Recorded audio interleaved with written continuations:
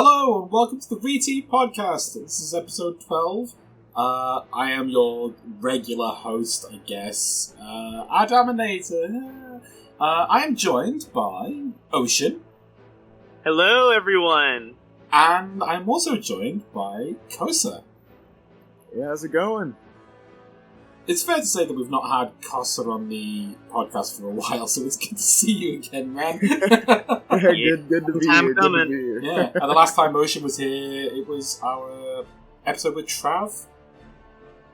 Yeah, oh no, actually it was the RT podcast quiz, but yeah, with Trav. Oh for the yeah, you official were part of the episode. quiz, weren't you? Yeah. Did you watch that one, Kosa? Oh yeah, I saw a Yeah, little. it was snippet of it, hilarious. Yeah. I basically tricked 4 people into doing a quiz because I thought it was funny. It's a trap! So yeah, we're recording this not too long after Americans' Thanksgiving thing. I'm British, I don't care. But how were your Thanksgivings, guys? It was great. I got the turkey, mashed potatoes, corn, yams, gravy was good. Just listing It food was there. delicious, yeah. Also, spending time with family, always a good time. Of course. What about you, Kosa? Yeah. Yeah, it was pretty good. I went to a couple different dinners. Yeah. You know, it's nice spending time with family, and then lots of different food. I tried to ration it out, and it did not work out. Fair enough. I spent Thanksgiving being British. We don't, As always, yes. we don't celebrate it. Like right. we after basically creating the holiday through horrendous acts, we kind of disavowed it.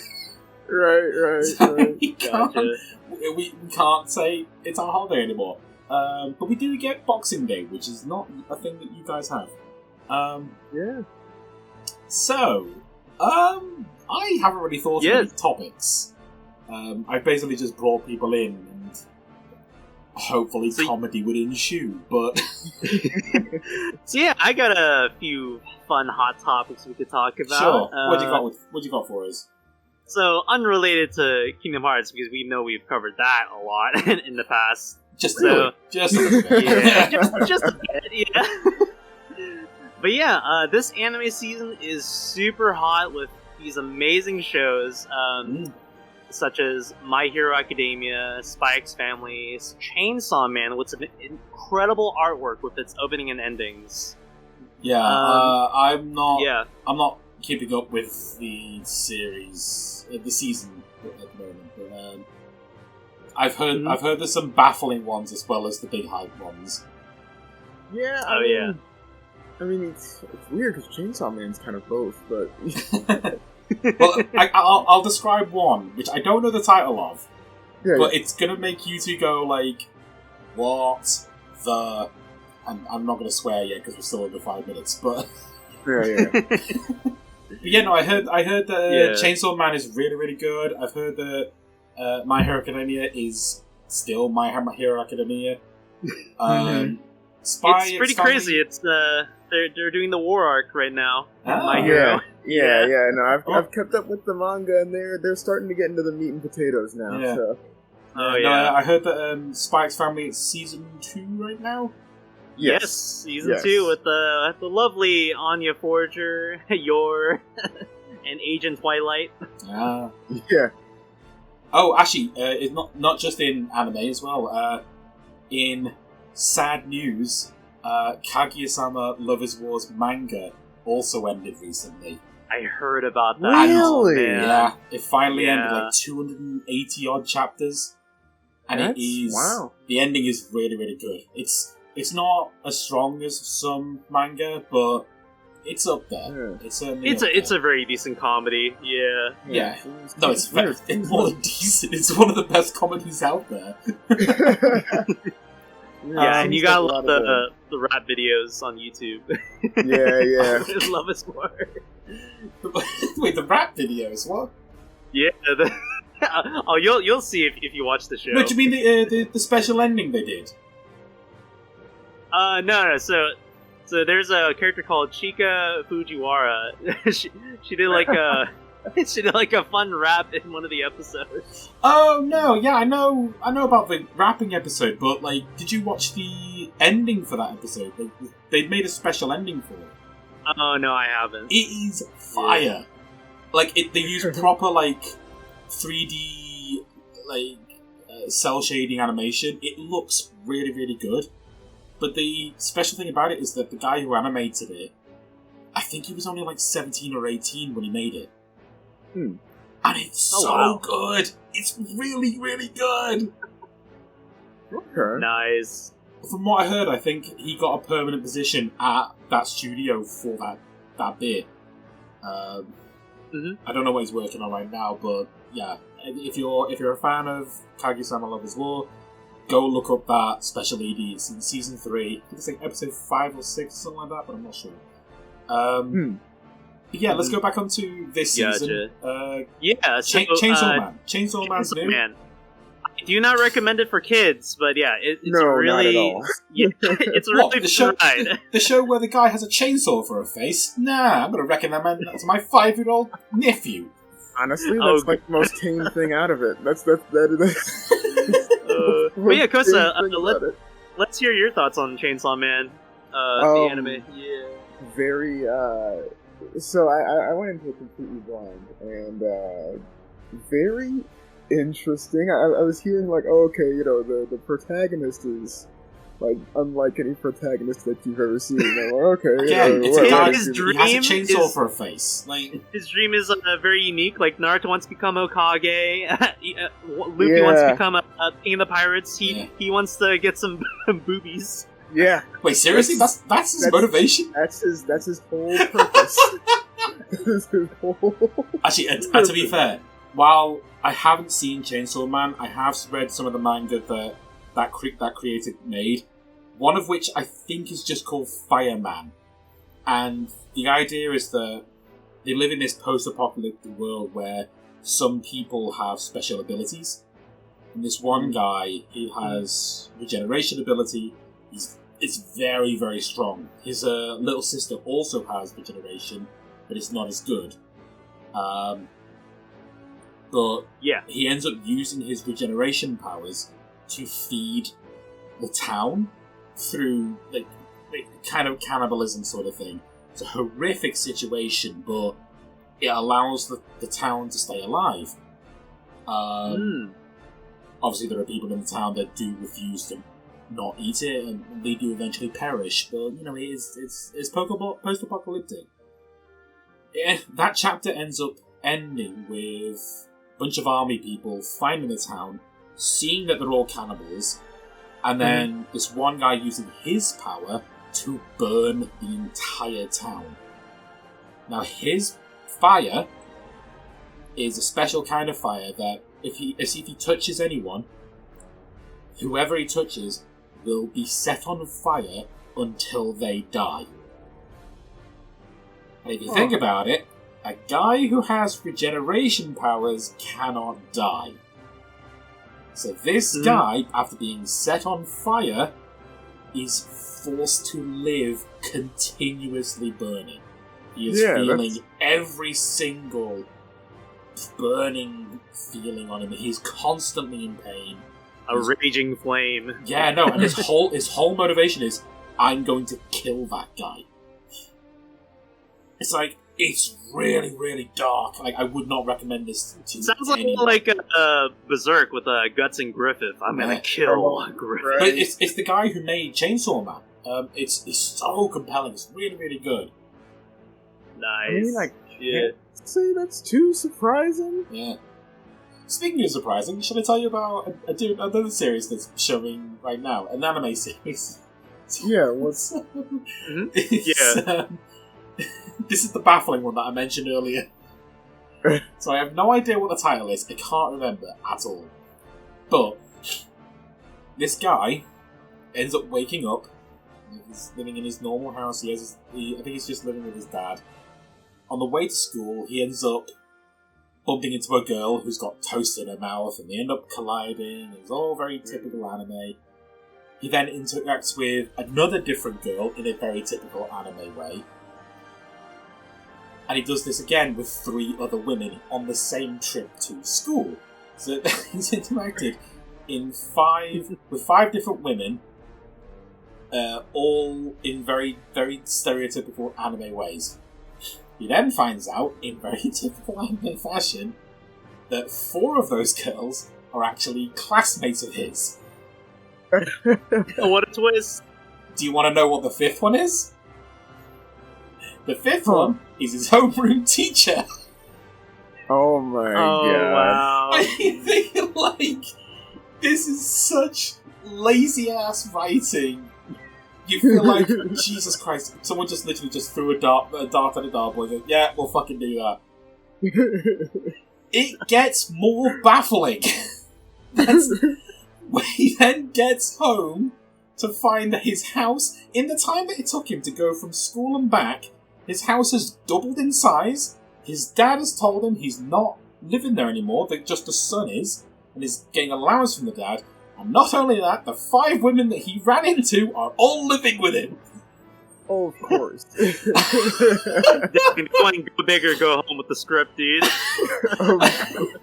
If I'm not mistaken, like, after the first episode, I think the theory that everyone came up with was, this guy's stuck in, like, some sort of Matrix simulation.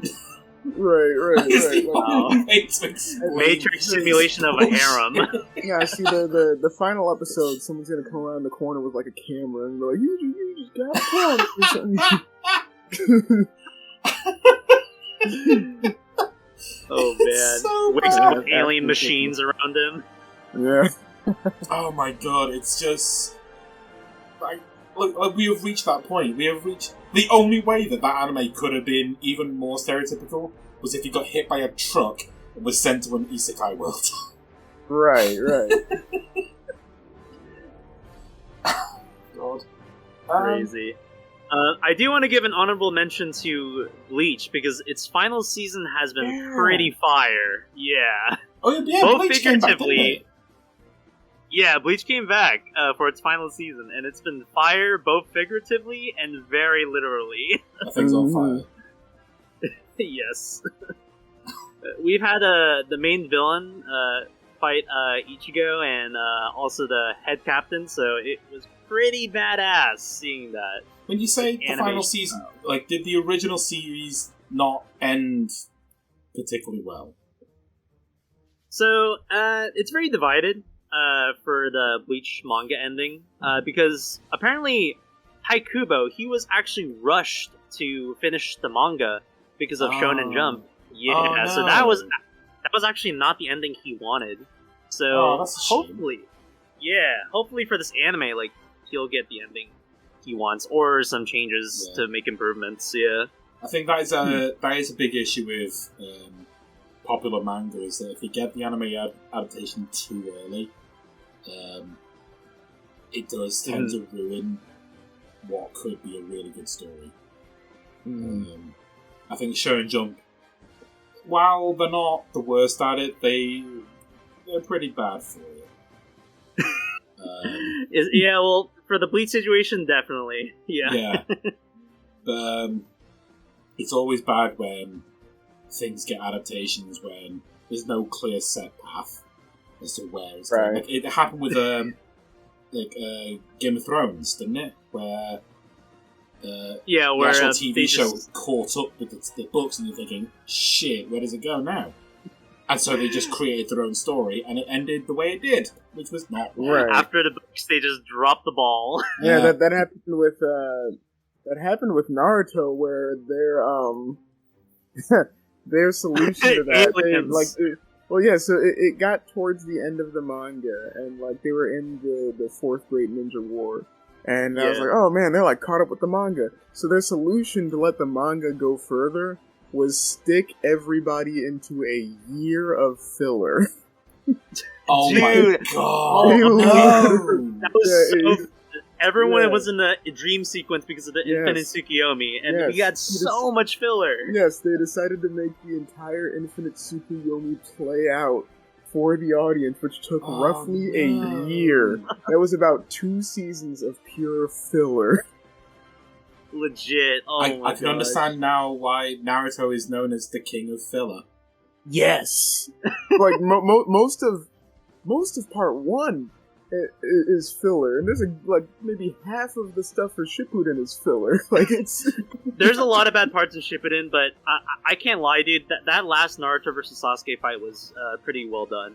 Oh yeah, no, like Yeah. I like most, if not all, of the actual canon stuff for Naruto. It's just having to go through with a checklist if I'm rewatching it and just like, okay, this season's filler, I need to just cut that out. Alright, this one's filler. No, it's fair. I mean, if you're going to catch up on a long-running show like that, you do have to cut out a lot of things.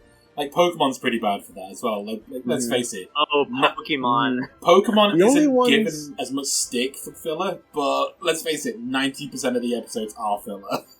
Right. Like, no Maybe one fair. needs I to don't- see I the don't bug even catching episode. Just get to the Yeah. badges, get to the league, you're done. I'm glad when I was a little kid I couldn't tell if it was filler or canon. So Yeah. Kudos for I mean, that. to be fair, they had. I don't even think the main series has like a manga to base it off of or anything. Well, Pokemon, no. Yeah. Well, yeah, there it's is I mean, the originally a only- game. there Yeah, were, I mean, the only. there were, Well, I mean, it has manga, but yeah, it there doesn't were base it manga, off of it. but it's not. The series with Ash is not based on any manga.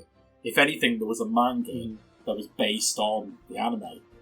Yeah. And in that I one, mean, like- if I'm not mistaken, Jesse and James end up retiring because Jesse gets pregnant by James's son. That's like look really, into really that. weird. That's really interesting. I gotta look into that one. No, it's yeah. like the manga for very childlike properties. Sometimes manga gets really weird. Like, let's go back to Kingdom Hearts a second. Sora ends up speaking to a lady of the night. Yep. Yeah, I mean, Yeah. Oh god, it's just. yeah. Although And I mean, speaking like, You're of- talking about only- yeah. that, I was gonna yeah. say you're talking about Traverse. go on, Ocean. Go on, Where- Ocean. Yeah. So, yeah, I was gonna say you're talking about Traverse Town in the manga where Sora meets a lady of the night, but she's actually a heartless. No. in the manga. So she isn't a heartless. So what happens is she actually is a lady of the night. She goes to Sora, "Hey kid, you want to spend time with me?" The kid, and then Sora gets all flustered, and then she gets attacked by a heartless. Oh yeah, that's right. You know how like in the game where the guy ends up getting attacked by the soldier heartless. Yeah, that was the stand-in for it in the manga. Yeah. Yeah. Yeah. No, but Jeez. like if we're going back to like manga adaptations and whether or not it's poorly done or not, I think one of the saddest examples for me is a series called The World God Only Knows, which is Mhm. I haven't seen that one. I've heard of it though. it's a very Yeah, tongue-in-cheek. I've heard some good things. It's a very tongue-in-cheek idea on the idea of romance stories.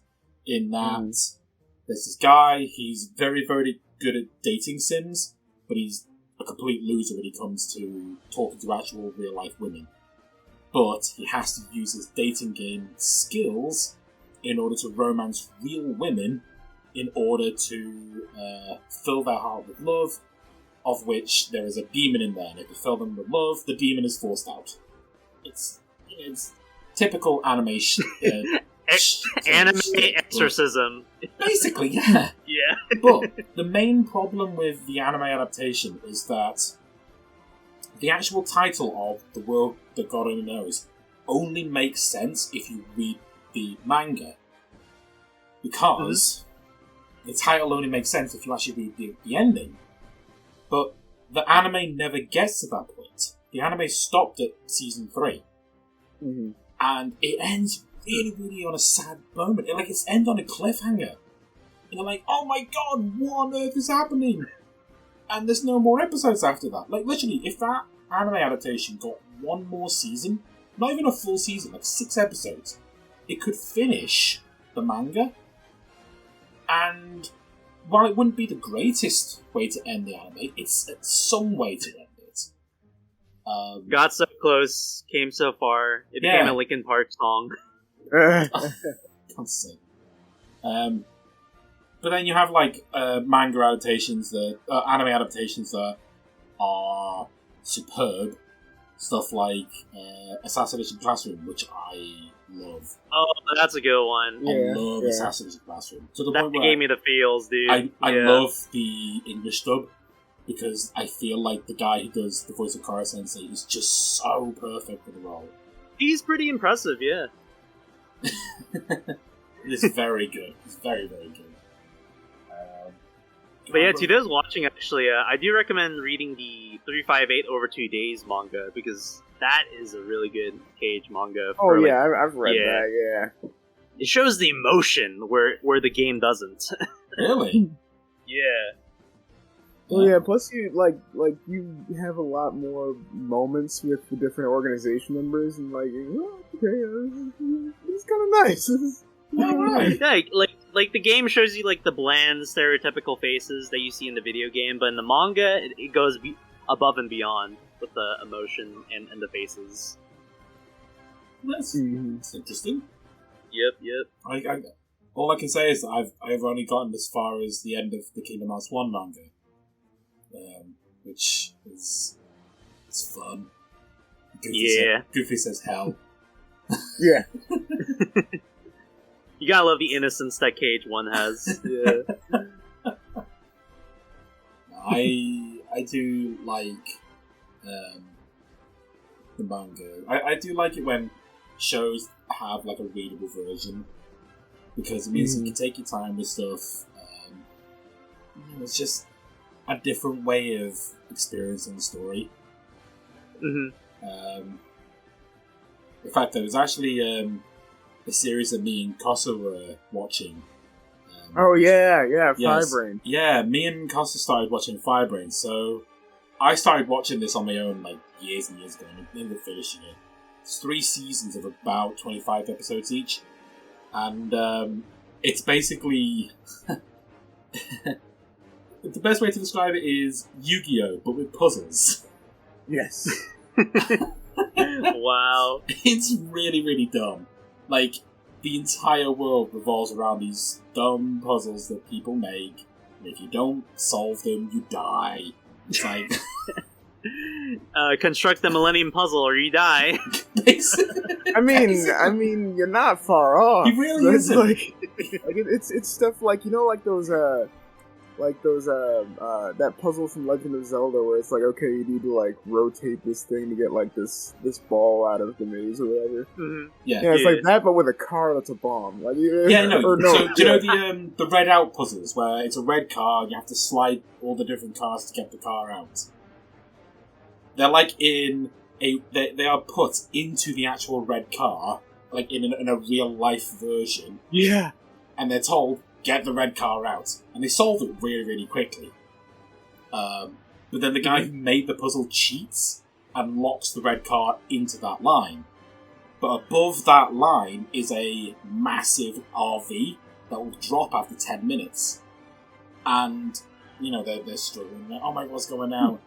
And what the main character does is he uses 2 different cars to push another car onto that road to then push them out.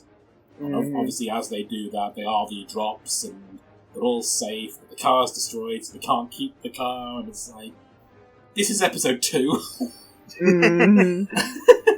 Nice. Yeah, I bet there's a lot of drama with the puzzle-solving death games. Like, there's also, like, betrayal, or the characters that don't really like each other. I have this weird fascination with, like, death game like shows, like things like Squid Game. Same. Love Squid Game. But so you probably like Future Diary then, yeah? Yeah, Future Diary, Mirai Nikki, great. I've actually not seen Future Diary, but I really want to. You would love it. You would love it. If you like the death game stuff, you would love it. Have you guys ever seen? It's an anime called King's Game. I've heard of it. I've heard of it too. Really, really bad. Okay, I haven't heard anything about it, so this is the first time I'm hearing. So, King's Game is an actual game that people play. It's kind of like Truth or Dare. Yeah, I'm familiar with. So the idea. So for anyone that doesn't know, anyone that's watching, King's Game is basically, imagine you have like a cup filled with numbered sticks, and there's one with a crown on it. You also pull out a piece of paper, And on that piece of paper, it gives a task. And that task basically gives the king immunity. And it says, 1 in 5 must kiss, or something like that. And everyone draws straws, and whoever gets 1 in 5, they have to kiss each other. And that's basically how that works. It's a very fair way to do truth or dare, because you're not forcing people to do something that they're not comfortable with. Like, everyone's in agreement, that's what they have to do. In the King's Game anime, the person who's the king is this mobile phone app. And if the people who are chosen for the task do not perform that task, they both die. Oh, damn. Yeah. But the only way that we realised that things were going on was like... what was it? It's like... I can't remember. It was like... The cruelty of the game really gets you fascinated. Yeah, like, that's it's like... There was a moment where, like... 2 people were told to, copulate with each other. But the problem is that the girl was actually already dating someone. And now people they were aware that the app actually does work. So what ends up happening is they end up getting to the next day, and neither of them are dead. And you're thinking like, oh crap, they actually did it. The next task that comes up is that the boyfriend of the girl, you get to choose what the next task is. And what he says is, that kid who just fucked my girlfriend, go die. Oh. And he is compelled to then throw himself out the window. And it's really sadistic, it's really messed up. And it just sort of gets down to the psyche of how manipulative teenagers can really be. Right. Because, like, you don't get this sort of drama with adults. You're like, adults can be reasonable about this sort of thing, kind of. Right. To an extent, yeah. Yeah, it's, That's crazy. Yeah. If you guys want other, like, Death Game stuff, there's also, like, Danganronpa, Alice in Borderlands, Death Parade. Oh, yeah. See, I've never watched Danganronpa, but I've played the games. Death Parade... Yeah. Isn't Death Parade the one with the really, really cool radio intro? Yes, Radio Fires. Put your hands up. It's so good. That's not... I wouldn't really call that I wouldn't really call that a death game series. It's a game series with death elements. It's a game that revolves around dead people. Yeah, I mean, they're already dead. It's just they're being judged. Yeah. Like, they have to play Twister to figure out if they're good people or not. Yep. Like, it really goes deep into their emotions. I think there's like one episode where like the game they have to play is like a Tekken type game, and yeah, it was like a fighting game. Yeah, it was a fighting game, and this woman is like, she's in her mid-40s or something. She's going up against a kid who's like, I don't know, about 16 or 17. Who's like played games before. Yeah. First round, the old woman actually wins. Great. Second round, the kid wins. Third round, the kid is very close to winning. And now both of them are thinking, like, oh, if I don't complete this game, this guy's going to kill me. The guy who set this up, he's going to kill us. So as the kid is about to win, you end up hearing, like, the game ends up stopping, like, just completely stopped, but you hear banging noises. Like, bang, bang, bang. And it cuts to the kid's screen where the old woman has basically grabbed the back of the kid's head and is smashing it against the screen to stop him from winning. Yeah, it's pretty graphic. Yeah, no. So, even though she actually does win the game because the kid's unconscious, she ends up going to hell, or the equivalent of hell in this one universe. Because she beat the crap out of the kid to win. Understandable. Yeah, no, it's a judgment game rather than a death game sort of thing. It's very. It's kind of like a purgatory, where you play games to decide your fate. Yeah. It's a very, very good series. Yeah. There was another one where they were playing bowling, but they had to use special bowling balls, and the bowling balls had these human hearts inside of them. I don't know what that's about. The human hearts in the bowling balls were connected to the actual hearts of the opposite person. And so, by playing with that bowling ball, you got to feel like the tension that the other person was feeling, and the two end up, kind of falling in love, and it's really, really sweet. And you end up learning that in life, they're basically like star-crossed lovers. They end up eventually asking each other out after sort of flirting for months and months. And by the time they actually ask each other out, they get into a fatal accident. And yeah, it was great. They were both sent to be reincarnated. Yeah. It was really sweet. It's a very, very good series. I know I spoiled 2 of them, but the rest of the series is still very good to watch. Yeah. I have rambled on and on about death game stuff. That's good. I actually wanted to move on to I actually want to move on to a different subject. Please Star do. Wars. Stop me talking. In fact, Star Wars, great. I'm going to shut up for about 10 minutes now. I do not care about Star Wars. Go on, you guys have at it. I'm going to have a drink. No worries. Yeah. So, Kosa, you've been looking into Andor and Tales of the Jedi, the new shows for Star Wars. I haven't watched Andor. I've heard that it's really good, but Tales of the Jedi, Star Wars: The Clone Wars is my favorite thing to ever come out of Star Wars ever. Same, dude. And when I saw that Tales of the Jedi was going to be animated in that style, that's great. And then also hearing that it was going to tackle like Jedi Dooku stuff, and now I'm sitting here like, all right, now do Tales of the Jedi. Young Dooku, that was a treat. Yes. Yeah. Seeing him fall to the dark side, like, I got it, dude. Like, I get it. Like, I completely understood why he did that. You're kind of right. You're kind of right. Oh, man. Like, and also, it was fun seeing Ahsoka, like, training with Anakin again. Oh, that was a nostalgia. Yeah. Well, also finding out that it's because of Anakin that she even survived in the first place. Order 66 training. Good job, Anakin. Essentially. Oh, that was so fun to see, and of course, baby Ahsoka is also adorable to see in the first episode. Yeah, that was great, and like the whole time sitting there, like, oh, this poor child, she doesn't know what she's going to go through. But dude, I got freaking Dooku versus Yoda vibes when Yaddle came to. Dooku, that was 100%. The reason, or part of the reason he was probably so prepared for that, was not only because of the fact that Yoda was his master, but also because he fought and killed Yaddle. So, spoiler warning to the audience watching this podcast. Dude, I was thinking the whole time Yaddle could have just left and warned the council what she heard, but nah, she just stuck around and.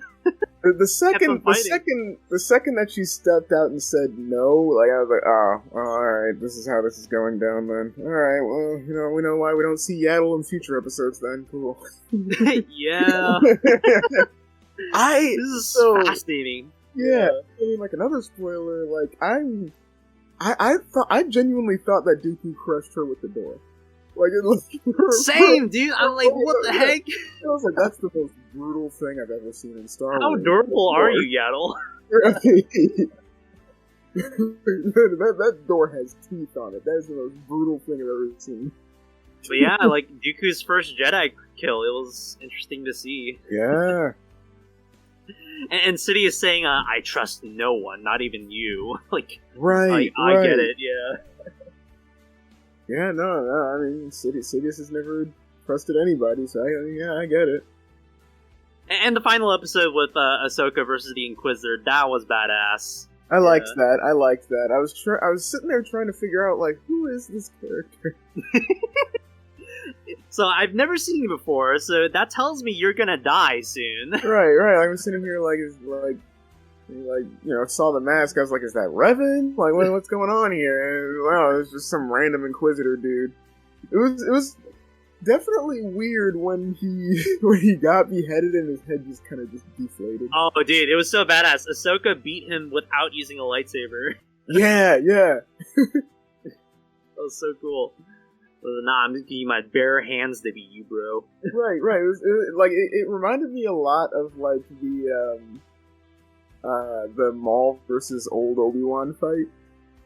Oh yeah, dude, that was so quick. It was 3 moves. That was great. Yeah. Yep.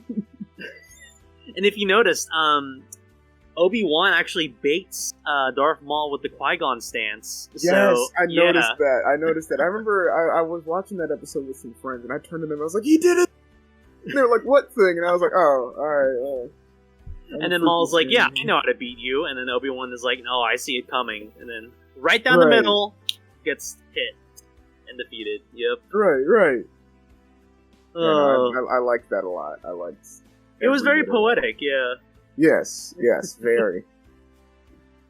But yeah, Andor, I've been watching the entire show, and oh boy, spy thriller. It's a very unique Star Wars product that I've never seen before. Like, they put a completely different perspective with the writing.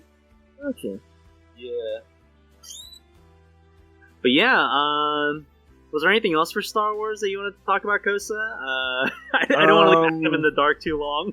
I mean, the only other thing I could really think of is just being hyped for Jedi Survivor. I was, big fan of Souls games, and then, of course, big fan of Star Wars, and they melded the two for Jedi Fallen Order. I loved it, and now they have the sequel, so...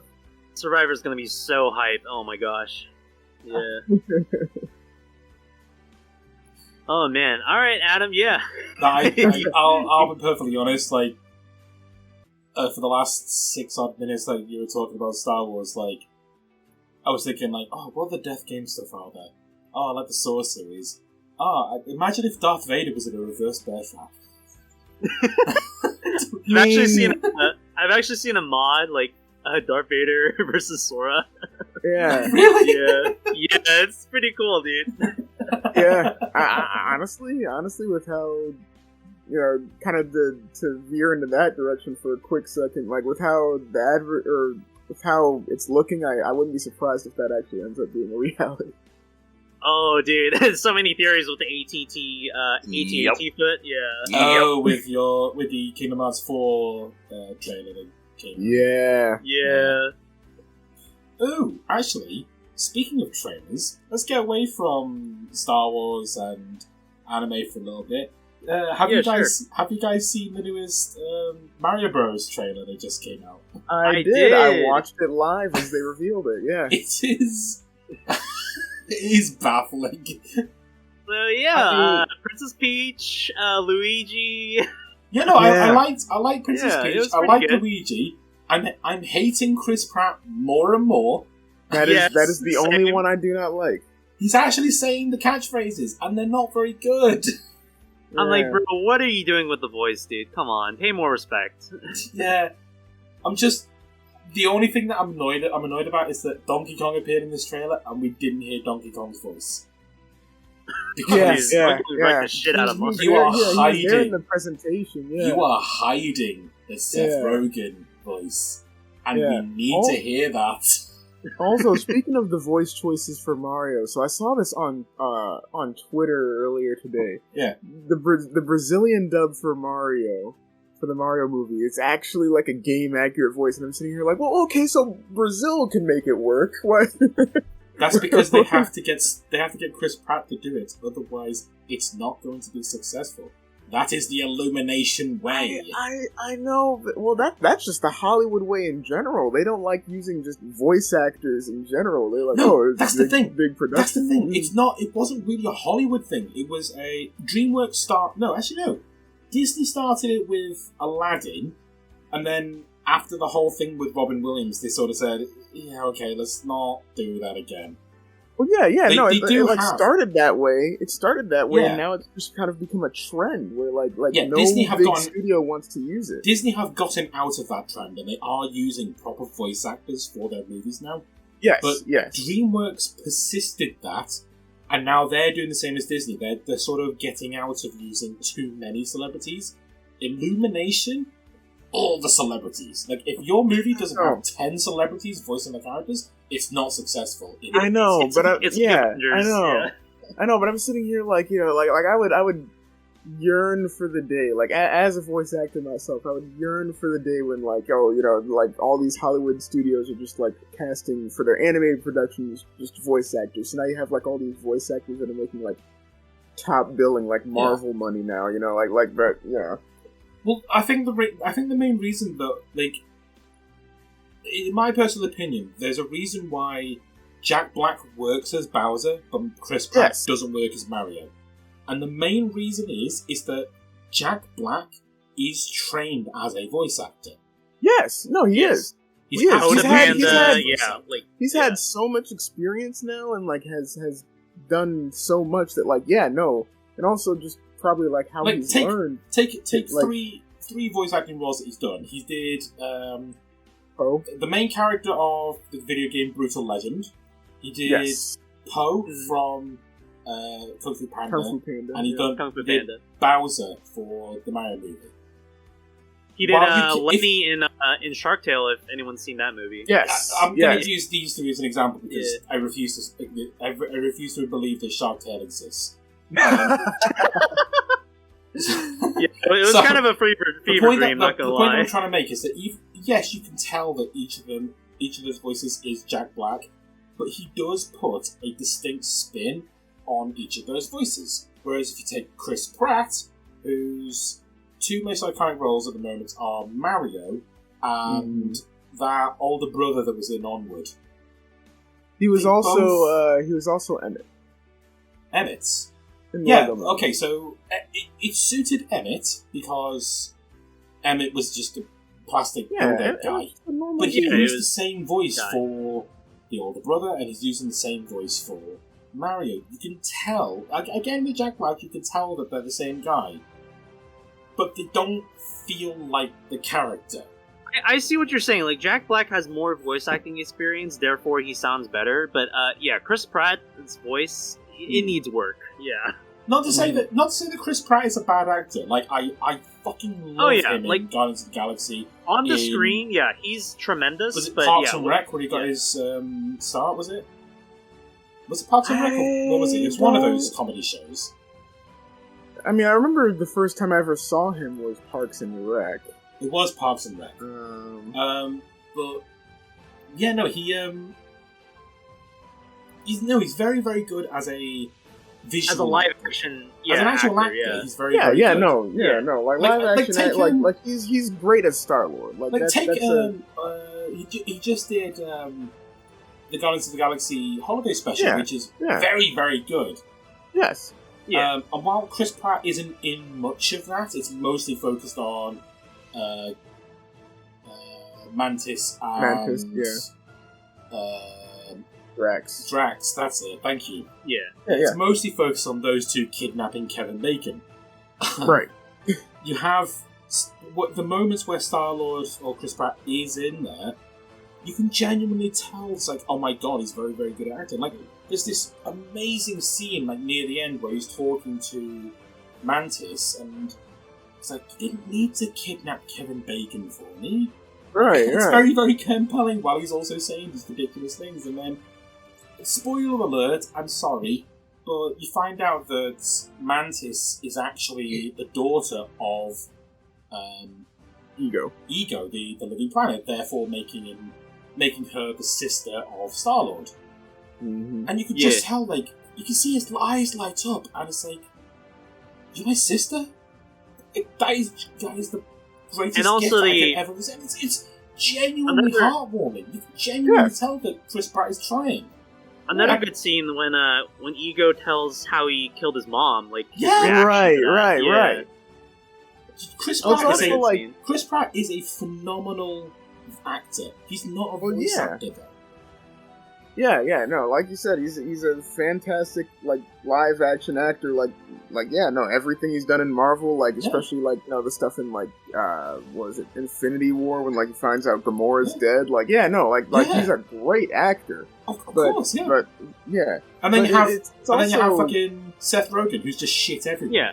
But when it comes to animation, it's a different world. It's a different ball game. Yeah. To be fair, I think Seth Rogen's voice is going to fit for Donkey Kong. It's not. It's not. an appropriate amount of dumb. I do not want that gorilla to go.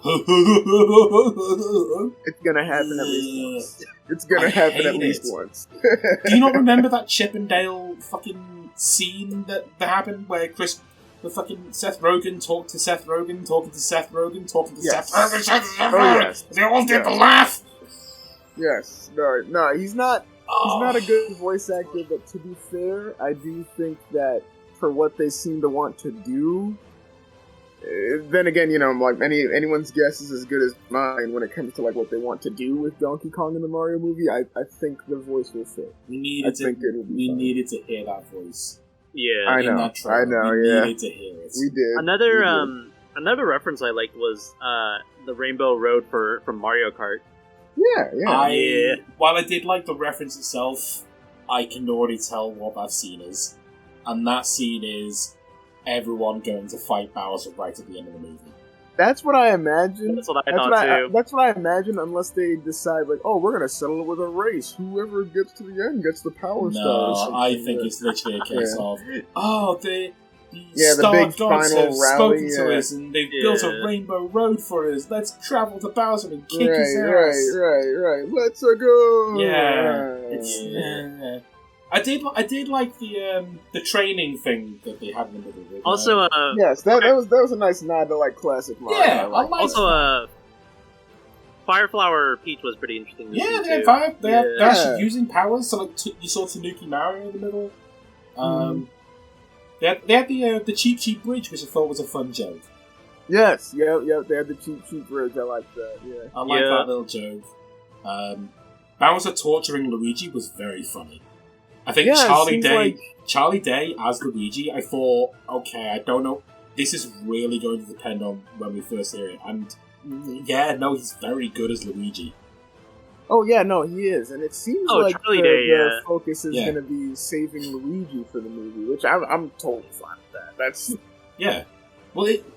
I think the reason why Charlie Day works for Luigi and why Chris Pratt doesn't work for Mario is that Charlie Day can actually imbue that nervous energy that Luigi has. Mm-hmm. That fast talking. Yeah. I don't know what I'm doing. Luigi's he's definitely done some Charlie Day is have very like that good same kind of personality. Yeah. Charlie Day is very, very good at showing off that nervous energy. But the thing is, like, if you're going to cast someone as Mario, I know a lot of people said, "Oh, you should have gotten Charles Martinet to voice Mario." I actually don't think that would have been a good idea, because Martinet is good for the games, not for the movies. Because I think Martinet has proven that he can do like extended sentences as Mario, which is fine, but like I don't think he could do like the big. He couldn't carry an entire movie speaking like that. Right. So having that down to earth, grounded voice is good for Mario. But it just shouldn't have been Chris Pratt. I've seen up and coming voice actors on Twitter redub it with like their take on like the Charles Martinet voice, and that sounded 10 times better. Dude, I've seen so many fans do it better. Yeah. Mm-hmm. I think the one that I'm actually... I can't remember his name, is a YouTuber. He did the voice of Count Dracula for the 4th Hotel Transylvania when Adam Sandler gave up. But he's the guy who goes around to Disneyland and speaks to the characters out in their voices. Mm-hmm. I could imagine him doing a really good American-Italian accent for Mario. I think someone like him should have been a better choice for the casting. But obviously, if you're going to have celebrities cast as all of Mario's friends, you kind of need a celebrity to voice Mario. And it's like, I get it, but it still makes me angry. Fuck you, Illumination. Also, kind of side note with regards to like the whole video game voices thing. So, Sonic recently got a new game. Sonic Frontiers. Yes. Yeah. And in that, they kind of... It sounds like they kind of like it sounds like the same voice actor, but it sounds like they kind of wanted him to go for a more older Sonic. I don't know if you've heard it. No, I absolutely know what you mean. So, if I'm not mistaken, all of the voice actors did return for their characters. Yes. However, they did they strayed away from the comedic style of speaking. And they actually gave him a bit more grounded. It's a little more, it's a lot more serious. Yeah. And it's genuinely really compelling. It's very, very cool. I think this is one of the strongest stories that they've done for Sonic. Mm-hmm. And in no small part, the voice acting massively helped. Oh, yeah. I will say it did throw me off, though, the first time during that opening cutscene when Sonic spoke. I was like, whoa, your voice is a lot deeper. Yeah, no, I thought it might have been a different voice actor, but no, it is the original voice actor. Yep. I'd say original, like the current voice actor, the guy who's been voicing him since, like, generations or something. Plus, they actually gave a voice to Big the Cat, and he doesn't sound like a moron. Oh yeah, no, I think it's still the same voice actor. That is very, he doesn't sound corny. Yeah, I think it's the same voice actor. They just had him go a little less dopey. Yeah, because he always sounded like this when he's thinking like Nuggy. Oh no, I still have my copy of Sonic Heroes. This is my turn. But yeah, no, he doesn't sound like quite as dopey anymore. He has like a little bit of Patrick Star sound in his voice. Yeah, but no, like, it's not as dumb. Instead of speaking, it's not big like this, it's Sonic Adventure. But then in this one, it's sort of like, hey, you want to go fishing? That's like, I'll let you use my pole. It's like, oh, okay, that's fine. I don't want to touch Big the Cat's pole, but sure.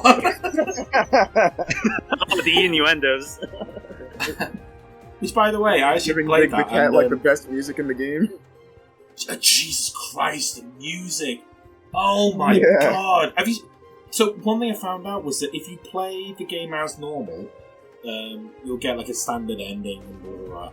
But if you play it on hard mode, the actual final boss is an actual final boss, and if you beat that final boss, you get a special ending song sung by Nate Wants to Battle. I didn't know about that. So I knew about the one that was by, I think it's OK Rock. OK Rock? Vandalize My Heart? Yeah. I know about that one. But Nate Wants to Battle does the special ending song. Interesting.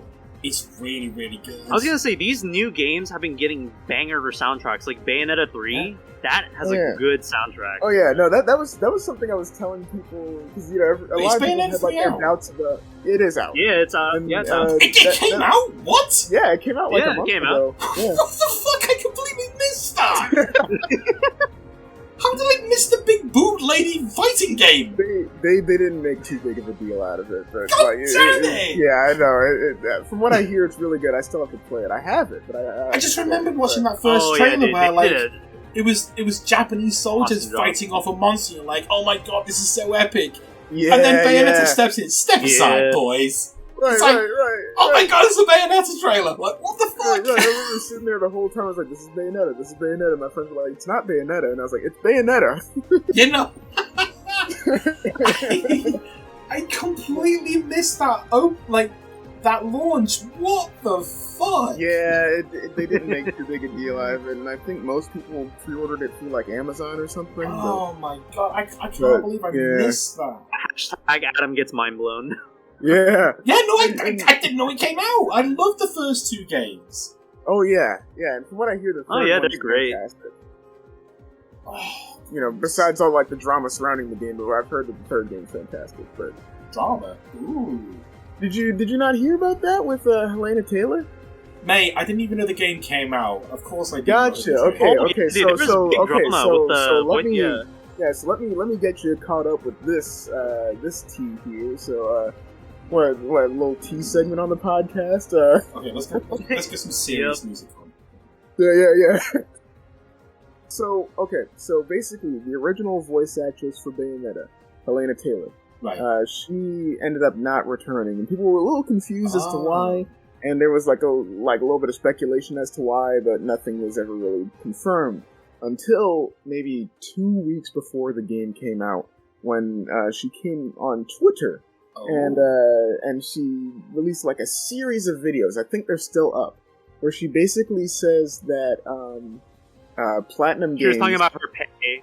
Yeah, Platinum Games was underpaying her, basically telling her that she was going to get, was it 4,000 for the entire game or something like that? No, what? 4,000 for the entire game? It was 4,000. It was 4,000 per session, which would be 20 or 25,000 total. So here's the thing too.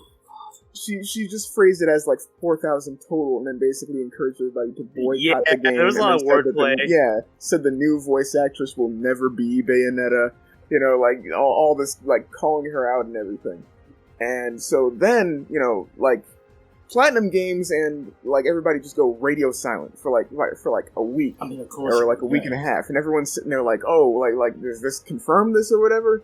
And the director of the game, he's just blocking people left and right because he has a rule in place where if you're English, his whole thing is if you're an English speaker, do not interact with my Twitter page, you will be blocked.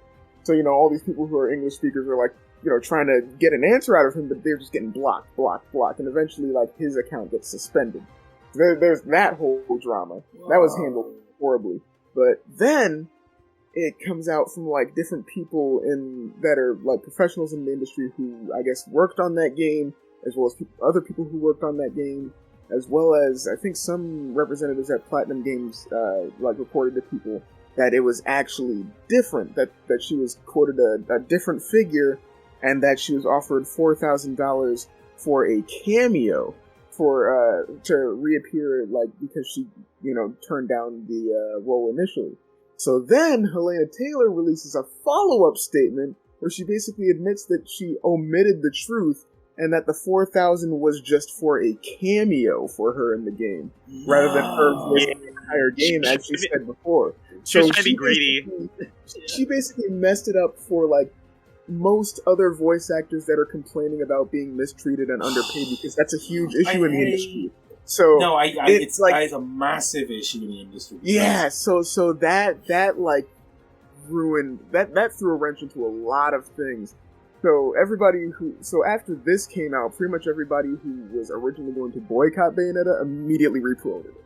So yeah, no, okay, so you know what? Actually, based on that, I'm not gonna start the music just yet. I'm gonna actually cut out the music here, because this is actually gonna be a very, very serious message right now. If you are looking to be a voice actor, take it serious. Take yourself seriously, because if you don't take yourself seriously, you're going to get manipulated by these big companies. Absolutely. Because these big companies will look for any way to save money. And if you're one of the biggest reasons they save money, they're going to do it. Yeah, and I mean, please take yourself seriously, because I know I'm a bit of a hypocrite right now, because I'm making a YouTube series where none of my voice actors are getting paid, but at the same time, this is just a passion project. None of us are making money off this. I'm not making any money off this. Would I like to? Of course. But I feel like I can't set that up unless there's a proper following. So when it comes to the actual industry, and I'm talking of big companies here, if there's anyone in the big company, when in one of those big companies who actually ends up watching this podcast and what gets to this bit, treat your voice actors properly. Because if you don't, you're just not going to get voice actors. You're going to get has-beens who will just do a crap job, and that's how you end up with stuff like Sonic Adventure 1 or Resident Evil 1. You just end up with shitty voice acting because that's what you're paying for. Yeah, I mean, it's not even just Agreed. that. Like, like you'll either get that, or you'll get people who go to take because they don't know like what they should be getting paid, and are like willing to like go with whatever this company's paying them, which might be underpaying them in all reality. Like that's why like a lot of people are afraid of projects that aren't unionized. Like when for example, Transformers got a series by Rooster Teeth, which they're going through some drama right now. Yeah. But that got put on Netflix. The reason that Peter Cullen and Frank Welker weren't put onto that was because they decided to go non-union. It's speculated that it might be because they wanted to like go with a different kind of pay structure and everything, which maybe would have conflicted with what the different like voice acting unions would agree on, because I think the standard is like 1,000 per session or something like that. But that's just kind of like a red flag that a lot of people notice, and like unfortunately more and more projects going non-union now. But, there is. I want to point out, going back to Bayonetta 3. Yes, Helena Taylor is not in the game, but Jennifer Hale still does an absolutely amazing job as Bayonetta. Oh, no, she does. Yeah. Absolutely. Yeah. That's good. Absolutely, she does. Yeah, no, and the reason that they even went that, because they were trying to negotiate with Helena to, like, get her on there, like higher rates and everything. Yeah. And for her one cameo, they would have offered her $4,000. To give you an idea, I'm assuming, right? But, she ended up turning that down for, I forget what the reason was, and then they had to go a different route, and they found a really good substitute. Oh, yeah. Well, if Jennifer Hill... One thing I found out was, do you know the whole situation with Maud Flanders on The Simpsons? No. So, her original voice actress... I know exactly what you're talking about. Yeah, her original voice actress, she voiced a few of the Simpsons characters, but her most iconic one was Maud, and she went through a whole dispute that she wasn't being paid enough, so she ended up leaving. Mm-hmm. A new voice actress came in for the same price, voiced Maud. They didn't end up putting her in for much, but it was the same again. She ended up asking for more money, but like she was asking for like double the amount of pay, but she was only doing like a quarter of the amount of work that the original voice actress did. So what they did was, just specifically to spite this new woman, they killed off Maud Flanders. That's why Maud Flanders was killed by a t-shirt cannon, because it was a very humiliating way for that character to go out. Now, that character, even though his character's dead, she does still appear in like flashbacks, and she appears in heaven sometimes. But that voice actress is the original voice actress now, and she's getting paid properly for her roles. And I feel like it's a terrible way to put it, but you have to kind of go through the shit to really figure out where you stand. And as bad as this sounds, if you are going to go professional with your voice acting, you kind of have to get screwed over at least once to really figure out where you stand. It's a tough world out there. Yeah, it's really tough. It's a very like competitive, almost kind of cutthroat industry at times. But, it's why I use this project as a way to get better at my editing as well. Because while I love doing the voice acting stuff and I love doing that, I can't see it as the only thing I do. So I would like to get into directing or writing or editing and things like that. And, I have ideas for stories that I want to tell. But, I need that platform. So that's why I have this retranslated project. It's to, it's so that people take me seriously. You know what? I'm gonna start playing the outro music now, because it got a little bit too real there at the end. Let's do our I think we've fallen in enough. Yeah. Let's do our usual thing. Let's name the episode with the episode. I mean, Darth Vader in a bear trap. Like, that's the only thing that's really coming to mind, but we barely spoke about that. Right. I mean, to be fair, you're not too far off from how the character actually lives inside of his suit. Doesn't he have a harmonica under that helmet? I was thinking anime. So there's anime, more Star Wars voice acting. Yeah. Anime, Star Wars voice acting. Yeah. Nice. That's what that was. That energy there. Yeah. The voice acting was the oh my. Yeah. You know what it is? It's fucking anime, Star Wars, voice acting. Oh, jeez. Yeah. You know what? Fuck it. That's the title. Hey, let's go.